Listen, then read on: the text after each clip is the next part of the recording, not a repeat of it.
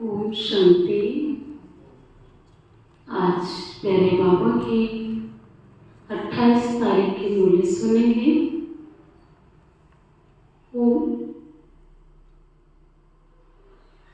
28 तारीख की मुरली सुनेंगे। मीठे बच्चे, शांति चाहिए तो अशरीरी बन। इस देह भान में आने से ही अशांति होती है, इसलिए अपने स्वधर्म में स्थित रहो। आज की विशेष मुरली बाबा कहता है, जो आपको चाहिए ऐसी आपको स्थिति बनानी है। शांति चाहिए तो क्या करना पड़ेगा? अशरीरी बनना पड़ेगा, देही अभिमानी स्थिति बनानी पड़ेगी। बाबा कहता है, देह भान में आने से अशांति होती है, इसलिए अपने स्वधर्म में स्थित रहो। आज का प्रश्न, यथार्थ याद क्या है? याद के समय किस बात का विशेष ध्यान चाहिए? दो प्रश्न हैं। यथार्थ याद क्या है? याद के समय किस बात का विशेष ध्यान चाहिए?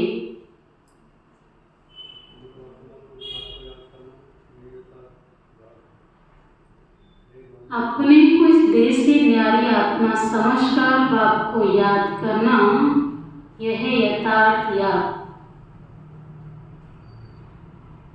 कोई भी देह याद ना आए, ये ध्यान रखना बहुत जरूरी है। याद में रहने के लिए ज्ञान का नशा चढ़ा हुआ हो, बुद्धि में रहे। बाबा हमें सारे विश्व का मालिक बनाते हैं। हम सारे समुद्र, सारी धरती के मालिक बनते हैं। बाबा ने दो प्रश्न किए। यथार्थ याद क्या है? याद के समय किन विशेष बात का ध्यान रखना चाहिए? तो बाबा ने यही कहा, यथार्थ याद तो है अपने को आत्मा समझ बाबा को याद करना। और विशेष बात कौन सी ध्यान में रखना जरूरी है? कोई की भी देह याद ना आए। याद में रहने के लिए बाबा ने कहा, ज्ञान का नशा सदा चढ़ा हुआ हो और बुद्धि में रहे। हम क्या बनने वाले? विश्व के मालिक बनने वाले, जिसमें बाबा ने कहा सारी धरनी और सारे समुद्र के मालिक बनते हो। आज की मुरली में गीत है, तुम्हें पाके हमने जहां पा लिया। ओम शांति। ओम का अर्थ ही है, क्या है ओम का अर्थ? ओम का अर्थ क्या है? ओम शांति का अर्थ आप बताएं। ओम का अर्थ क्या है? मैं आत्मा। मनुष्य फिर समझते हैं ओम माना भगवान, परंतु ऐसे नहीं। ओम माना मैं आत्मा, मेरा ये शरीर है। कहती है ना ओम शांति। अहम आत्मा का स्वधर्म है शांत। आत्मा अपना परिचय देती है। मनुष्य भर ओम शांति कहते हैं, परंतु ओम का अर्थ कोई भी नहीं जानते। ओम शांति अच्छा है। हम आत्मा हैं, हमारा स्वधर्म शांत है। हम आत्मा शांति धाम की रहने वाली है। कितना सिंपल अर्थ। आत्मा हूँ, शांति धाम की रहने वाली हूँ। लंबा चौड़ा कोई गपोड़ा नहीं है।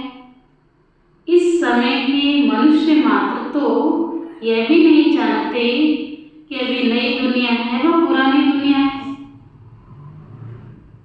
नई दुनिया में पुरानी कब होती है, पुरानी से फिर नई दुनिया कब होती है, यह कोई भी नहीं जानते।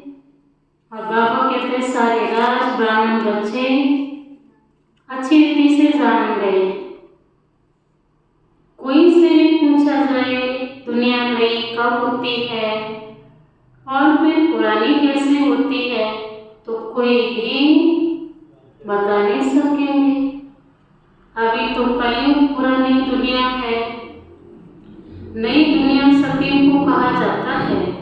अच्छा, नई को फिर पुराना होने में कितने वर्ष लगते? पूरा पुराना होने में तो 5000 वर्ष लग जाते हैं। यह भी कोई नहीं जानते, मनुष्य होकर यह नहीं जानते कि इनको कहा जाता है, बाबा कहता है इसलिए इनको कहा जाता है। क्या कहा जाता है? जानवर से भी बदतर। जानवर तो अपने को कुछ कहते नहीं हैं, वो अपने को ना ही ये कहते हैं मैं आत्मा सो परमात्मा हूँ, ना वो ये कहते हैं कि परमात्मा सर्वव्यापी है, ना वो ये कहते हैं परमात्मा कण कण में है। तो बाबू कहते सारे सिद्धांत तो मनुष्य के चल रहे हैं। फिर बाबू कहता मनुष्य होकर के सृष्टि के बारे में कुछ भी नहीं जानते।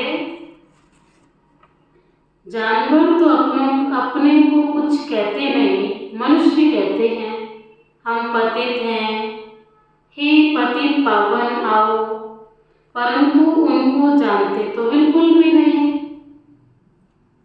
पावन अक्षर कितना अच्छा है, पावन दुनिया, नई दुनिया स्वर्ग ही होगी। चित्र भी देवताओं के हैं, परंतु कोई भी समझते नहीं। ये लक्ष्मी नारायण नई पावन दुनिया के मालिक हैं। ये सब बातें बेहद का बाप बैठ हम बच्चों को समझाते हैं। नई दुनिया को स्वर्ग कहा जाता है और पुरानी दुनिया को नर्क कहा जाता है। देवताओं को कहेंगे स्वर्गवासी। अभी तो पुरानी दुनिया नर्क है, यहाँ मनुष्य है नरकवासी। कोई मरता है तो भी कहते हैं, क्या कहते हैं? स्वर्गवासी हुआ तो गोया कहाँ था? नरक में था। हिसाब से कह भी देंगे बरोबर ये नरक ठहरा। परंतु तुम बोलो तुम नरकवासी हो, बिगड़ पड़ेंगे। बाबा कहता उस समय जब वो शब्द यूज करते हैं उसका स्वर्गवास हो गया, फलाने का स्वर्गवास हो गया, इसका मीनिंग तो यही है अभी तक नरक में था और इसी संसार में था जहाँ हम हैं, तो हम भी इसी नरक में। बाबा कहता उस समय तो फिर भी मान भी जाए, लेकिन जब तुम कहोगे तो बिगड़ पड़ते हैं। बरोबर ये नरक ठहरा, परंतु बोलो तुम नरकवासी हो तो बिगड़ जाएंगे। बाप समझते हैं, देखने में तो वल मनुष्य हैं, आगे मनुष्य है ना जितने भी दिख रहे हैं, देखने में तो वल मनुष्य हैं, सूरत मनुष्य की ही है, परंतु सीरत बंदर जैसी है। यह भी गया हुआ है ना। खुद भी मंदिरों में जाकर देवताओं के आगे गाते हैं आप सर्वगुण संपन्न 16 कला संपूर्ण हो, और अपने लिए क्या कहेंगे? हम नीच पापी हैं। परंतु सीधा कहो तुम पापी हो तो बिगड़ जाते हैं। तो बाबू कहता है इसलिए जब वो कहते हैं तभी समझाना है, परंतु सीधा कहो कि तुम भिखारी हो तो बिगड़ पड़ेंगे। इसलिए बाप सिर्फ बच्चों से ही बात करते हैं, क्योंकि ज्ञान को यथारीति बच्चों ने ही समझा है। समझाते हैं, बाहर वालों से बात नहीं करते। बाहर वालों की ड्यूटी समझाने की हम बच्चों की लगाई हुई है, क्योंकि कलयुगी मनुष्य हैं नरकवासी। अभी तुम हो संगम युगवासी, तुम पवित्र बन रहे हो, जानते हो हम ब्राह्मणों को शिव बाबा पढ़ाते हैं। वह पतित पावन हैं, हम सभी आत्माओं को ले जाने के लिए बाप आए हैं। कितनी सिंपल बातें हैं। बाप कहते हैं बच्चे तुम अपने को आत्मा समझो और शांति धाम को याद करो। सब आत्माएं शांति धाम से आती हैं पाठ बसाने। इस दुख धाम में सभी दुखी हैं, इसलिए कहते हैं मन को शांति कैसे हो। ऐसे नहीं कहते आत्मा को शांति कैसे हो। अरे तुम कहते हो ना ओम शांति। ओम शांति का क्या अर्थ है? मेरा स्वधर्म शांत है, अर्थात मैं आत्मा शांत स्वरूप हूँ। फिर शांति मांगते क्यों है?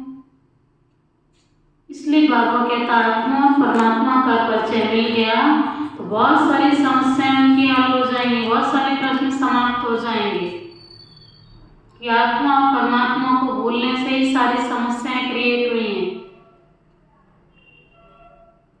फिर शांति क्यों मांगते हैं? अपने को आत्मा समझ, अपने को आत्मा समझना भूल जाते हैं और देवान में आ जाते हैं। आत्माएं तो शांति धाम की रहने वाली, यहाँ पे शांति कहाँ से मिलेगी? बाबा कहते सदा की शांति तो शांति धाम में हो सकती है। अशरीरी होने से ही शांति होगी। शरीर के साथ तो आत्मा है तो उसको बोलना चलना तो जरूर पड़ता है ना, कर्म में तो आना पड़ता है ना। हम आत्मा शांति धाम से हम पाठ बसाने आई है, यह भी कोई नहीं समझते कि रावण ही हमारा दुश्मन है। कब से दुश्मन बना है यह भी कोई नहीं जानते। बड़े बड़े विद्वान पंडित आदि एक भी नहीं जानते कि रावण है कौन। जिसका एलपीजी बनाकर जलाते हैं और जन्म जन्मांतर जलाते आए, कुछ भी पता नहीं। कोई से पूछो रावण कौन है तो कह देंगे, क्या कह देंगे? यह तो सब कल्पना है क्योंकि हमने तो नहीं देखा कि कब उसका राज्य था। कह देंगे ये तो सब कल्पना है, जानते ही नहीं। तो और क्या रेस्पॉन्ड देंगे? शास्त्रों में भी है ना, हे राम जी संसार बना ही नहीं है, ये सब कल्पना है। ऐसे बहुत कहते हैं। अब कल्पना का अर्थ क्या है? कहते हैं ये संकल्पों की दुनिया है। जो जैसा संकल्प करता है वह हो जाता है। अर्थ नहीं समझते। और ये सत्य भी है कि जो भी संसार में साकार है वो सब सूक्ष्म संकल्प की क्रिएशन है, उसी की रचना है। बस बोलते रहते, अर्थ नहीं समझते। बाप बच्चों को बैठ समझाते हैं, कोई तो अच्छी रीति समझ जाते हैं और कोई बिल्कुल भी समझते ही नहीं हैं। जो अच्छी रीति समझते हैं उनको सगे कहेंगे और जो नहीं समझते हैं वह लगे अर्थात सौतेले हुए ना। अब सौतेले बारिश थोड़ी बनेगी। बाबा के पास मातेले भी हैं तो सौतेले भी हैं। मातेले बच्चे तो बाप की श्रीमत पर पूरा चलते हैं, सौतेले तो नहीं चलेंगे ना। बाबा कह देते हैं मेरी मत पर नहीं चलते, रावण की मत पर चलते हैं। राम और रावण तो अच्छा है, राम राज्य और रावण राज्य। अभी तो संगम युग है। बाप समझाते हैं ये सब ब्रह्मा कुमार कुमारियां शिव बाबा से वर्षा ले रहे हैं और तुम भी लेंगे, लेकिन कब लेंगे? जब श्रीमत पर चलेंगे तब। मुख्य अंडरलाइन बाबा ने कहा श्रीमत पर चलेंगे तो कहते हैं कौन सी मत।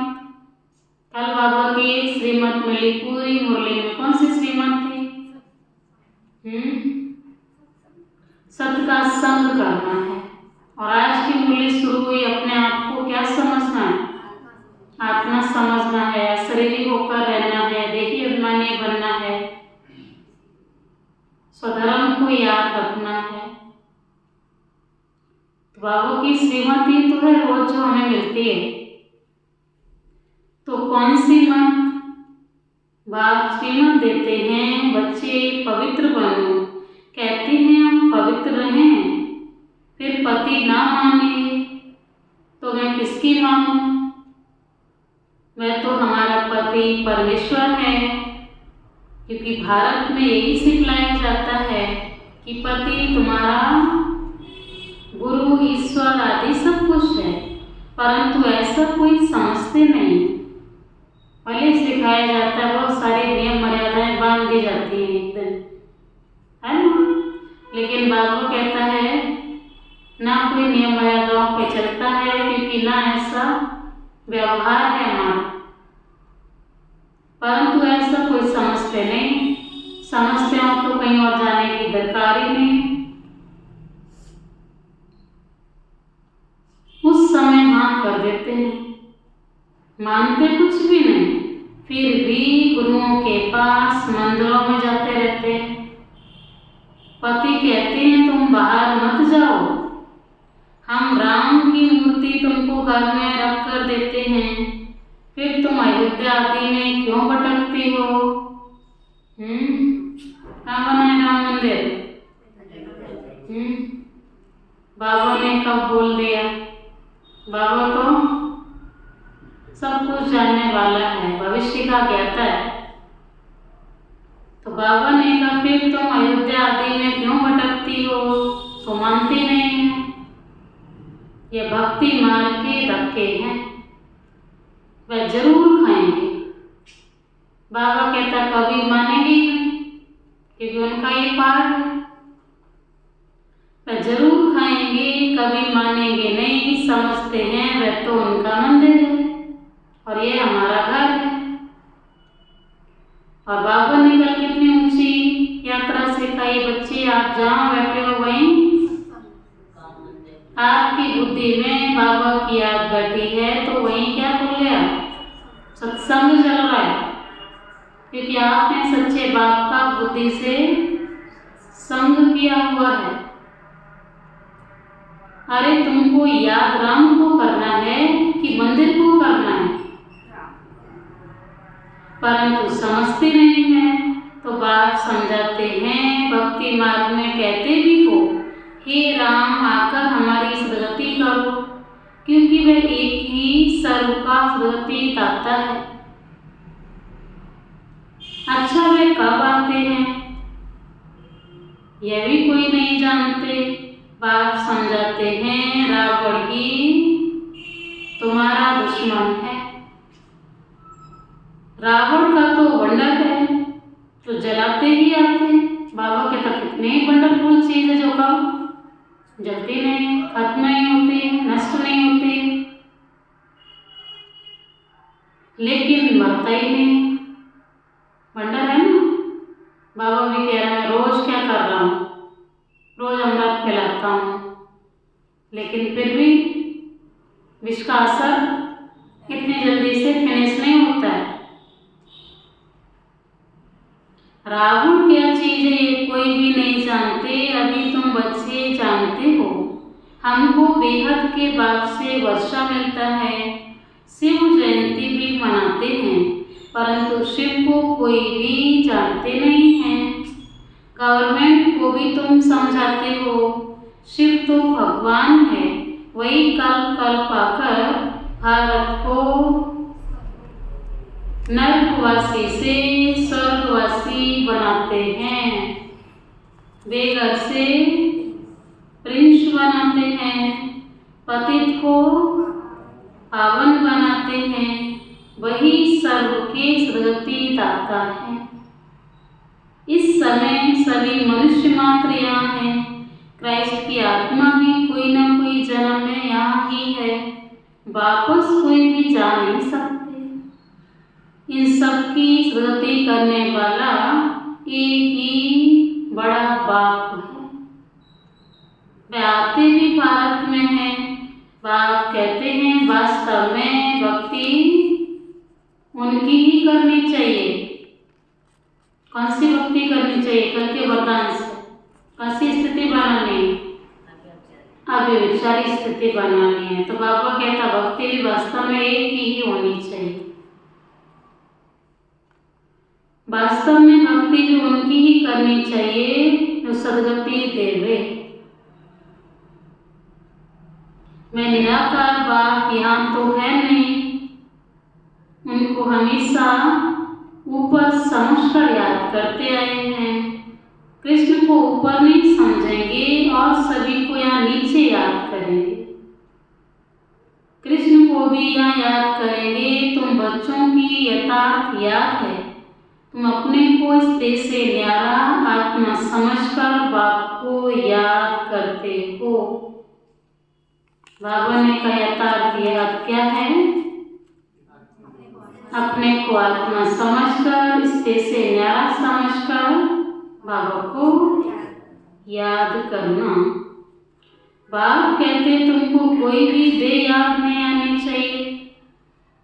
यह ध्यान बहुत जरूरी है। तुम अपने को आत्मा समझ बाप को याद करते रहो। बाबा हमको सारे विश्व का मालिक बनाते हैं। कहाँ कहाँ का मालिक बनाता है सुन चुके हैं अभी हम। आंसर में कौन सा सुना था? बाबा हमें सारे विश्व का मालिक बनाते हैं। सारी धरती, सारा समुद्र, सारा आकाश तुम्हारा हो। सारा समुद्र, सारी धरती, सारे आकाश का मालिक बनाते हैं। अभी तो कितने टुकड़े टुकड़े हैं, एक दो की हद में आने नहीं देते हैं। वहाँ ये बातें होती नहीं। अभी तो कितने टुकड़े हैं। भगवान तो एक बाप ही है। ऐसे नहीं कि सभी बाप ही बाप हैं।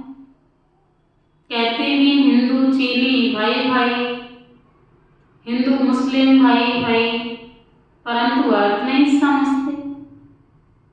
ऐसे कभी नहीं कहेंगे हिंदू मुस्लिम बहन भाई, है ना? जो नारा है भाई भाई का, क्योंकि यथार्थ बाबा कहता है रिश्ता आपका भाई भाई। ऐसे कभी नहीं कहेंगे हिंदू मुस्लिम बहन भाई, नहीं। आत्माएं आपस में सब भाई भाई हैं, परंतु इस बात को जानते नहीं। शास्त्र आदि सुनते सब सत्सत करते आए हैं, अर्थ कुछ भी नहीं समझते। वास्तव में असत्य झूठ। सचखंड में सच ही सच बोलते हैं। यहाँ बाबा कहता हर चीज असत्य। किसी को देह को याद करना भी तो असत्य है। यहाँ झूठ ही झूठ है। कोई को बोलो, क्या बोलो?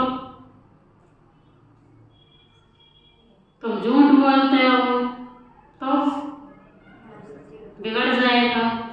लेकिन बाबा कह रहे हैं कोई भी सच्चा नहीं है। सच्चा तो एक साहेब है, उसी का संग करना है। बाकी तो सब बाबा कहता असत्य चीज है। इस शरीर भी असत्य है ना, तो इससे जुड़े हुए रिश्ते नाते संबंध व्यवहार सब झूठे हैं, असत्य हैं। कोई को बोलो तुमने झूठ बोला तो बिगड़ पड़ेंगे, तुम सच बताते हो तो भी कोई तो गाली देने लग पड़ेंगे। अब बाप को तो तुम ब्राह्मण ही जानते हो। तुम बच्चे अभी दैवी गुण धारण करते हो। तुम जानते हो अभी 5 तत्व भी तम प्रधान है। आजकल मनुष्य भूतों की पूजा करते हैं, भूतों की ही याद रहते हैं। बाप कहते अपने को आत्मा समझ, मामी कम याद करो, भूतों को याद मत करो। ग्रस्त विभाग में रहते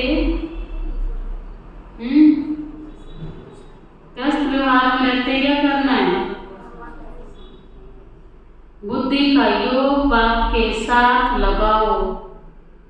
बुद्धि का संग एक बाप के संग हो। अब देही अभिमानी बनना है। जितना बाप को याद करेंगे तो विक्रम विनाश होंगे। ज्ञान का तीसरा नेत्र तुमको मिलता है। अभी तुमको विक्रमाजीत बनना है। वह विक्रमाजीत संवत बाबा कहते जिस समय में आप प्रवेश करने जा रहे हो वो समय विक्रमाजीत चलने वाला है। वो संवत विक्रमाजीत है। यह तो विक्रमी संवत है। तुम योग बल से विक्रमों पर जीत पाते हो। भारत का योग तो मशहूर है। मनुष्य जानते नहीं। सन्यासी लोग बाहर में जाकर कहते हैं, क्या कहते हैं?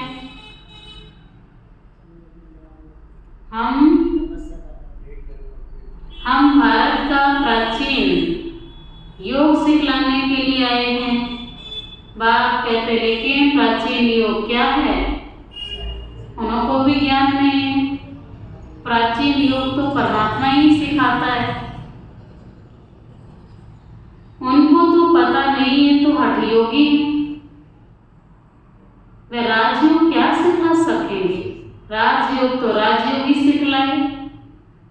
तुम तो राज ऋषि हो। वह हद के सन्यासी हैं और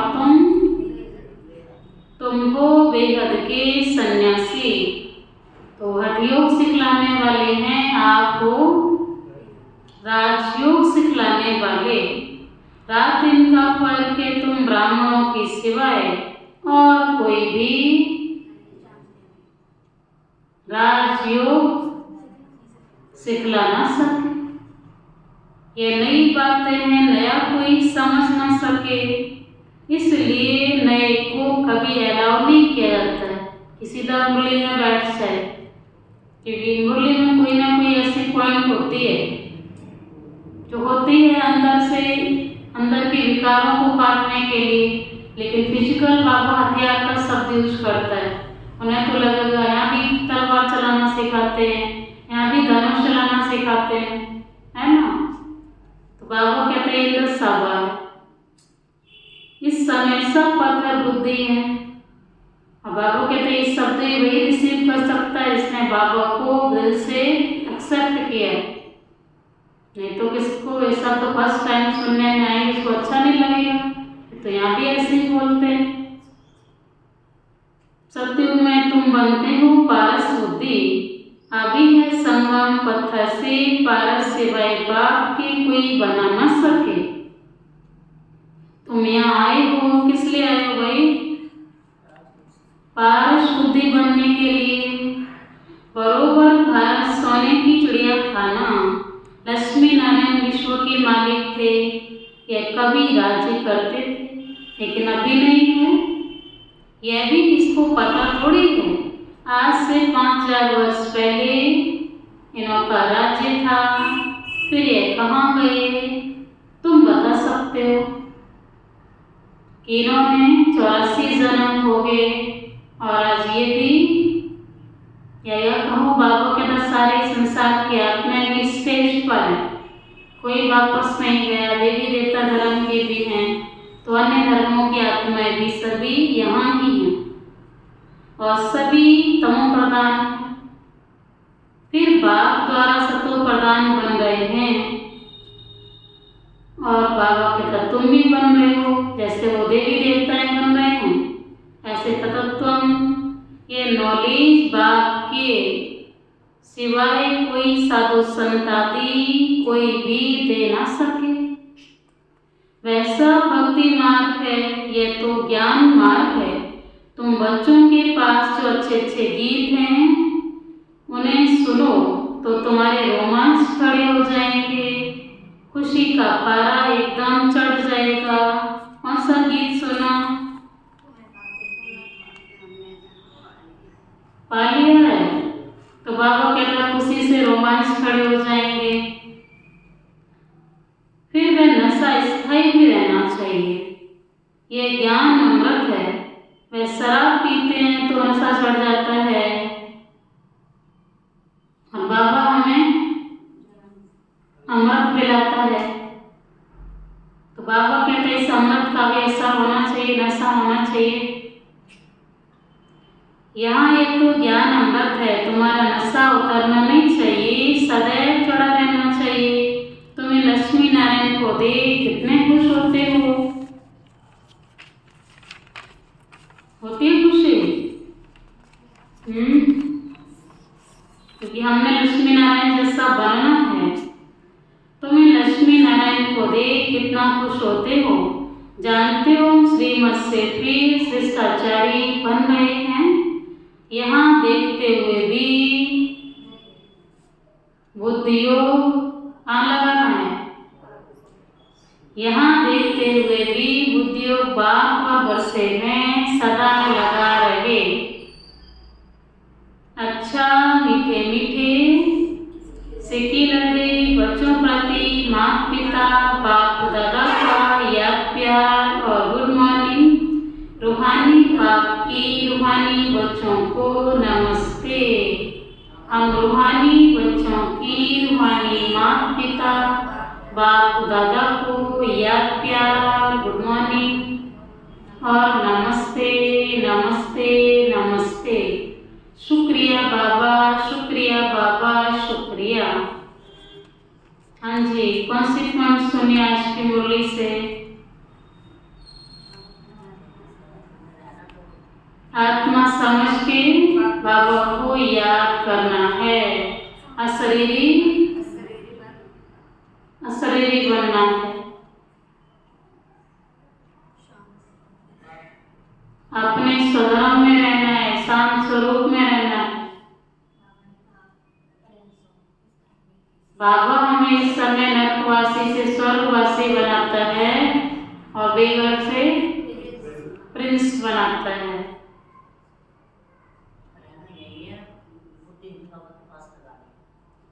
यहाँ रहते हुए बुद्धि योग से बाबा को याद करना है। बुद्धि का योग बाबा के साथ जुड़ा हुआ हो। इसकी पॉइंट बाबा ने अग्रस्त व्यवहार में रहते बुद्धि का योग बाप और वर्षे में, सदैव बाप और वर्षा बुद्धि में रहते। हाँ जी सुशील भाई। ओम का अर्थ है मैं आत्मा, मैं आत्मा शांत स्वरूप हूँ। ओम शांति अक्षर बाबा ने कहा कितना अच्छा है, इसलिए भक्ति मार्ग में भी ओम शांति शब्द यूज करते हैं कि ओम शांति तो सब है ही है नहीं, भले उनको याद नहीं है। उनके अंदर बैठी हुई आत्मा तो शांत स्वरूप है, शांति धाम की रहने वाली है, भले उनको स्मृति नहीं है। तो बाबा कहते हैं ओम शांति अच्छा है, बहुत अच्छा है।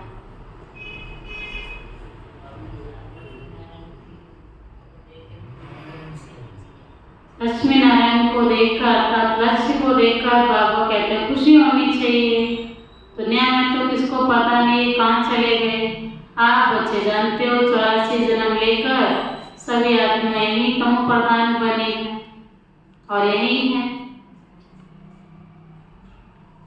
धारणा के लिए मुख्य सार है विकर्मा जीव बनने के लिए क्या करना पड़ेगा?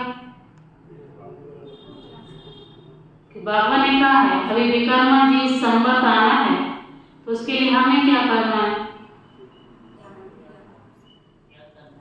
विकर्मा जीव बनने के लिए योग बल से विकर्मों पर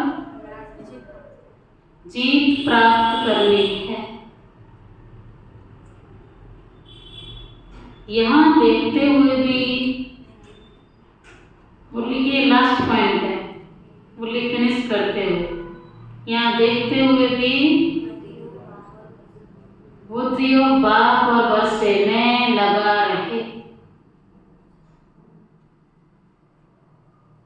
आज की मुरली की सेकेंड बात है बाप के वर्षे का पूरा अधिकार प्राप्त करने के लिए। हाँ जी 2 शब्द थे बाबा की मुरली में आज, तो कई दिनों के बाद आए। श्रीमत पर चलना है। बाप से वर्षे का पूरा अधिकार लेने के लिए कौन सा बच्चा बनना है?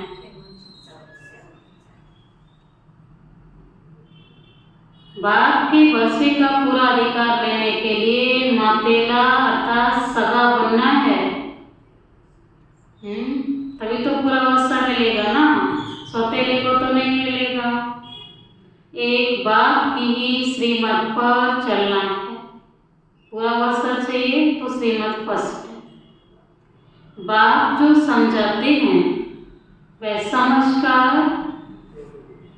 दूसरों को भी समझाना है। तो कौन कौन सी बातें सुनी धारणा की हमने भी? विकर्माजीत बनने के लिए क्या करना है? योग बल से विकर्मों पर जीत प्राप्त करनी है। दूसरी पॉइंट यहाँ देखते हुए भी बुद्धियोग पाप और वर्षे में लगा रहे। और बाबा के वर्षे का पूरा अधिकार प्राप्त करने के लिए क्या करना पड़ेगा? बाबा का मातेला बच्चा बनना है। और दूसरा श्रीमत पर चलना है। बाबा जो समझाते हैं वह दूसरों को भी समझाना है। हाँ जी, आज का वरदान दिव्य बुद्धि की लिफ्ट द्वारा तीनों लोकों का सैर करने वाले सहज योगी भव। दिव्य बुद्धि की लिफ्ट द्वारा तीनों लोकों का सैर करने वाले सहज योगी भाव। संगम युग पर सभी बच्चों को दिव्य बुद्धि की लिफ्ट मिलती है। मिली है? कल बाबा ने हमें कहा समान और समीप भाव बनना है। बाबा के गुण और संस्कारों में समीप रहना है। आज बाबा कहते हैं संगम युग पर आप बच्चों को दिव्य बुद्धि की लिफ्ट मिली है। इस वंडरफुल लिफ्ट द्वारा क्या करना है? तीनों लोकों में जहां चाहो वहां पहुंच सकते हो। सिर्फ स्मृति का स्विच ऑन करो तो सेकंड में पहुंच जाएंगे। और जितना समय जिस लोक का अनुभव करना चाहो उतना समय वहां स्थित रह सकते हैं। इस लिफ्ट को यूज करने के लिए अमृत वेले केयरफुल बन स्मृति के स्विच को यथारीति से सेट करो। बाबा कहता लिफ्ट तो मिल गई है, लिफ्ट के फायदे भी पता है। तीनों लोगों का सैर कराने वाली है। भाई लिफ्ट के लिए जब लगी होती है बिल्डिंग जितने फ्लोर है सब में जाती है। बाबा कहता है ये लिफ्ट भी इस धरती के तीनों फ्लोर पर जाती है। तीन ही फ्लोर है ना। बाबा कहता तीनों लोगों का आप सैर कर सकते हो, लेकिन यूज करने के लिए विशेष अमृत वेले केयरफुल बन स्मृति के स्विच को यथारीति से सेट करो। अथॉरिटी होकर इस लिफ्ट को कार्य में लगाओ तो सहज योगी बन जाएंगे। मेहनत समाप्त हो जाएगी। आज का स्लोगन है मन को सदा मौज में रखना। मन को सदा मौज में रखना यही जीवन जीने की कला है। और बाबा कहता जीवन मौज में नहीं है तो जीवन जीने की कला अभी हमने सीखी नहीं है। बाबा ने तो हमें सिखा दी है ब्राह्मण जन्म कौन सा जन्म है? मौजों का जन्म है, मौजों का युग है। तो मन को सदा मौज में रखना अर्थात जीवन जीने की यही सबसे श्रेष्ठ कला है। अव्यक्ति सारा है एकांतवासी का डबल अर्थ है सिर्फ बाहर की एकांत नहीं लेकिन एक के अंत में खो जाना। एकांत नहीं तो सिर्फ बाहर की एकांत होगी तो बोर हो जाएगी। अकेला व्यक्ति उसको मन से कहीं आना जाना आता नहीं है और अकेला बैठा है वो तो बोरिंग हो जाएगा। कहेंगे पता नहीं दिन कैसे बीतेगा, समय कैसे कटेगा। लेकिन एक बात के अंत में हो जाओ, जैसे सागर के तले में चले जाते हैं तो कितना खजाना मिलता है। ऐसे एक के अंत में चले जाओ, अर्थात बाप से जो प्राप्तियां हुई हैं उसमें खो जाओ। अच्छा, ओम शांति।